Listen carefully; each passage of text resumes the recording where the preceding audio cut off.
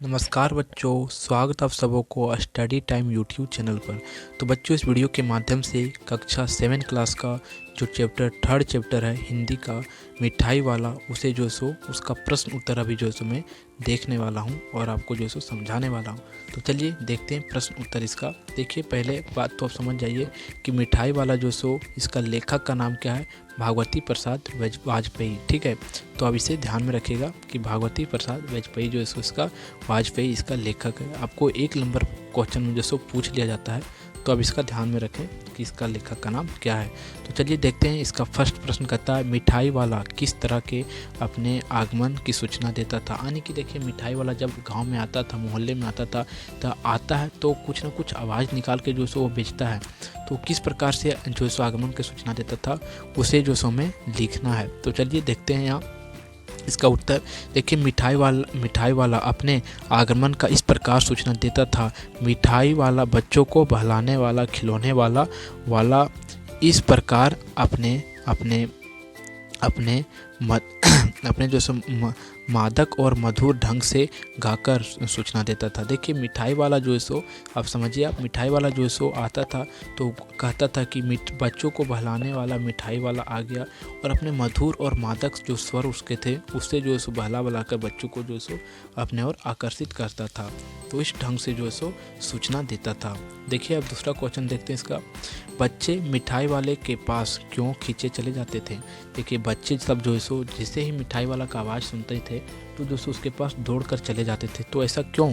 तो देखिए, सबसे पहले जो सो समझते हैं इसका आंसर क्या लिखा हुआ है। देखिए, बच्चे उसकी आवाज़ को पहचान गए थे। बच्चे जो सो मिठाई वाले की आवाज़ पहचान गए थे कि हाँ, ये मिठाई वाला है, तो उसकी आवाज़ पहचान गए थे, जिसके कारण वह उसका आवाज़ सुनकर दौड़ते चले आते और उसे घेर लेते। तब मिठाई वाला बच्चों को मिठाई देने लगता और पैसे लेने लगता। देखिए, मिठाई वाला जो है सो क्या करता, बोल बोल कर बेचता था और उसकी आवाज़ दे के बेचता था। तो बच्चे जैसे ही आवाज़ सुनते तो आवाज़ पहचान लेते तो मिठाई वाला के पास दौड़ के आ जाता, और आ जाते बच्चे सारे। तो मिठाई वाला क्या करता, सारे बच्चे को जो सो मिठाई निकाल कर देने लगता और मिठाई के बदले जो सो पैसा लेने लगता। इस प्रकार से आप देखते हैं, इस प्रकार से जो सो बच्चे जो सो मिठाई वाले के पास खींचे चले जाते थे। अब देखते हैं क्वेश्चन नंबर तीसरा। देखिए, रोहिणी को मुरली वाले के स्वर से खिलौने वाले का स्मरण क्यों हो आता। देखिए, मोहिनी जो थी उसका जो है सो जब वो मुरली वाले का आवाज़ सुनती थी तो जो है सो उसे जो है सो खिलौने वाले का याद आ जाता था। तो ऐसा क्यों होता था, ये जो इसको पूछा जा रहा है क्वेश्चन में। तो देखिए, इसका आंसर जो है सो पूरा तरह से लिख चुके हैं।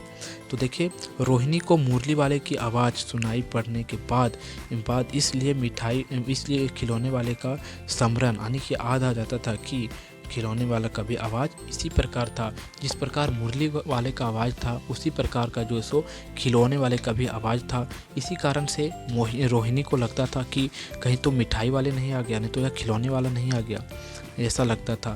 तो मुरली वाला का भी आवाज़ जो सो वैसा ही था। अब देखते हैं प्रश्न संख्या 4 यानी कि क्वेश्चन नंबर 4 देखते हैं। कहानी के अंत में मिठाई वाले ने किस कारण ऐसा कहा, अब इस बार पैसा नहीं लूँगा। देखिए, मिठाई वाला जो सो कहानी के अंत में कहा कि अब जो सो इस बार मैं पैसा नहीं लूँगा। तो ऐसा क्यों कहा, तो वही हम इसका आंसर में देखते हैं। देखिए, मिठाई वाले ने इस बार इसलिए पैसा नहीं लिया कि वह रोहिणी को अपना पूरा कहानी सुना दिया। अर्थात भारतीय समाज में आप बीती हुई पूछने वाला और सुनने वाला अपना ही जाना जाता है। अतः मिठाई वाला इस कारण इस बार पैसा नहीं लिया। देखिए, कहने का अर्थ ये बनता है, जो रोहिणी थी वो जो सो मिठाई वाले से उसका पूरा कहानी सुन ली, जिससे कि भारत में एक नियम है कि सुनने वाला और सुनाने वाला जो सो अपनापन में उसमें ज़्यादा आ जाता है। जिससे मिठाई वाला सोचने लगा कि ये जो सो मेरा अपना आदमी हो गया, इसके कारण जो सो मैं इस बार इससे पैसा नहीं लूँगा। तो ऐसा ही हुआ कि उससे पैसा इसी कारण से नहीं लिया मिठाई वाला। अब देखते हैं पाठ से आगे का प्रश्न जो है सो। फेरी वाले ऐसे आवाज़ लगाते हैं कि ना चाहने वाले भी बच्चे और बड़े उसकी ओर खींचे चले जाते हैं। फेरी वाले कैसे कैसे आवाज़ लगाते हैं उसकी सूची बनाइए। देखिए फेरी वाले कुछ आवाज़ निकालते हैं जिसके कारण से बच्चे बड़े जो सो सभी उसकी ओर आकर्षित हो जाते हैं, चले जाते हैं देखने के लिए कि क्या बिकने के लिए आया है, क्या बेचने के लिए आया है। तो कौन कौन से आवाज़ निकालते हैं ऐसा हम देखते हैं। देखिए आंसर में लिखते हैं फेरी वाले अनेक प्रकार की आवाज़ निकालते हैं जो इस प्रकार है। जैसे कि आप समझिए, अगर चाय वाला है तो चाय वाला देखिए घर तरफ नहीं बेचता, लेकिन आप ट्रेन में कहीं सफ़र करते होंगे रेलगाड़ी में तो आप देखते होंगे कि वहाँ कहता है चाय चाय गर्म चाय ले लो, इस प्रकार से वहाँ कहता है। तो अपना ही आवाज़ निकाल कर जो सो बेचने का उसका जो सो जरिया है या तरीका है। फिर छोला भटूरा वाला है, वो भी बोलता है छोले भटूरे ले लो। ऐसा जो सबका जो सो अपना अपना एक प्रकार का जरिया बना लिया है कि हाँ ये वर्ड है, ये खाने का चीज़ है तो इसके बारे में ऐसे ही बोलना है। फिर सोम पापड़ी वाला है तो वो भी जो सो ऐसे ऐसे आवाज़ में बोलता है कि सोम पापड़ी ले लो। इस प्रकार मिठाई वाला है, खिलौने वाला है तो भी बोलता है कि खिलौने वाले हैं तो खिलौना ले लो। इस प्रकार से जो सो बच्चों को मन बहला लेता है, जिससे बच्चे जो है सो उसके पास आकर्षित हो जाते हैं, बड़े भी आकर्षित हो जाते हैं। अब अगला प्रश्न कहता है पाठ से आगे का जो दूसरा क्वेश्चन नंबर है वो कहता है मिठाई वाला दूसरों को प्यार और खुशी देकर अपना दुख कैसे कम करता था। देखिए मिठाई वाला जो है सो दूसरे को प्यार देता था और जो है सो अपना दुख को कम करता था। तो कैसे कम करता था, देखिए मिठाई वाला इसलिए दूसरों को खुश रखता था कि इसलिए कि अपना दुख कम कर लेता था कि उसका अपना कोई नहीं था। तो दूसरों को देखकर अपना खालीपन को जो सो एहसास ही कम हो देता था। देखिए मिठाई वाला का साफ साफ समझिए आप, उसका जो सो इस दुनिया में अब कोई नहीं था, जिसको अगर था भी तो घर द्वार जो सो शायद त्याग दिया था, तो उसका कोई नहीं था। तो दूसरों के बच्चों को ही देखता था और दूसरों को देखता था, तो जो सो उसी को देख कर जो सो अपना खुशी जो सो अपना जो सो दुख को जो सो कम कर लेता था और उसे जो सो कभी भी खालीपन का फील नहीं होता था कि हाँ हम अकेलापन है, इसका फील कभी नहीं होता था। अब तीसरा क्वेश्चन नंबर है, बताइए फेरी वाले किस प्रकार हमारे जो सो क्या बोलते हैं मददगार हैं। फेरी वाले जो सो हमारा किस प्रकार मददगार हैं, तो उसका भी आंसर हम लिखते हैं। देखिए फेरी वाले गली गली दरवाजे घूमकर सामग्री बेचते हैं। इससे हमें बहुत मदद होता है कि फेरी वाले जो सो हमारे घर तक जो सो किसी भी सामान को ले आते हैं, जिससे जो सो हमें बाज़ार या मार्केट जाने की आवश्यकता नहीं होती है, जिससे हमें बहुत प्रकार की मदद हो जाती है। अब क्वेश्चन नंबर 4 कहता है फेरी वाले से विजय बाबू मोल भाव करते हैं। क्या फेरी वाले से मोल भाव करना उचित है? पक्ष और विपक्ष तर्क बताइए। अगर आप मोल भाव भी करते हैं तो उसके बारे में बताइए कि मोल भाव करना सही है, और मोल भाव नहीं भी करते हैं तो भी ये भी बताएं। पक्ष और विपक्ष का दोनों बात है।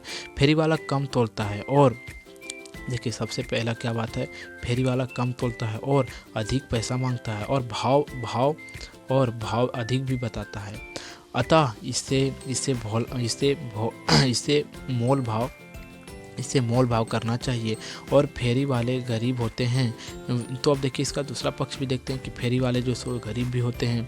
फेरी वाले क्या होते हैं, गरीब भी होते हैं और मेहनती भी होते हैं। मेहनत करके हम जो सो उनकी वस्तु की कीमत तो दे देते हैं, किंतु हमारे घर तक पहुंचाने की मेहनत के लिए हमसे कुछ नहीं लेते हैं। इसी कारण से जो सो वो जो सो थोड़ा सा जो सो उसमें जो सो मोल भाव नहीं करना चाहिए, क्योंकि अगर आपके घर तक आते हैं तो जो सो कुछ ना कुछ जो सो पैसा वो जो सो ज़्यादा उसका लेने का हक बनता है। तो इस प्रकार से जो सो चैप्टर जो सो समाप्त होता है और इसका जो सो प्रश्न उत्तर भी जो सो पूरा तरह से समाप्त हो जाता है। तो वीडियो अगर आपको अच्छा लगा हो तो वीडियो को लाइक ज़रूर कर दें, और चैनल पर अगर नए हो तो चैनल को आप सब्सक्राइब जरूर कर दें, क्योंकि इसी प्रकार का वीडियो जो सो इस चैनल पर अपलोड मैं करते रहता हूँ।